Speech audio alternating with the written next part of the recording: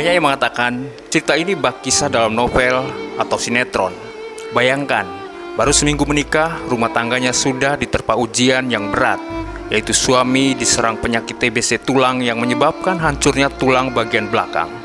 Belum sempat menikmati sepenuhnya hari bahagia atas pernikahannya, wanita yang kini berusia 30 tahun ini harus berkonsentrasi penuh merawat dan mengobati penyakit yang diderita suaminya. Berbagai usaha dicoba, dari pengobatan alternatif hingga medis telah dilakukan.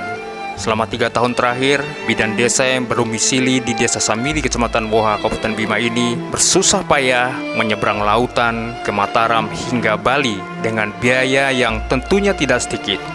Banyak kisah pilu yang dihadapinya selama 3 tahun dalam mendampingi suami tercinta. Suatu waktu dalam perjalanan ke RSUD Dompu, hujan deras menghadang di tengah perjalanannya mengendarai sepeda motor, membonceng sang suami yang dalam kondisi mengkhawatirkan. Pada saat itu ia harus mengikatkan tubuhnya dengan tubuh suaminya, menggunakan sarung agar suaminya tak jatuh saat sepeda motornya melaju.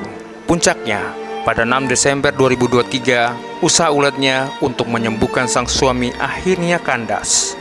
Sang suami akhirnya pulang ke pangkuan Sang Ilahi.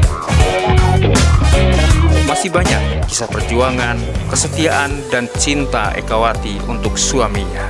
Simak selengkapnya dalam DMC Live Talk Show 102.4 Planet DMC FM, The Power Music Station.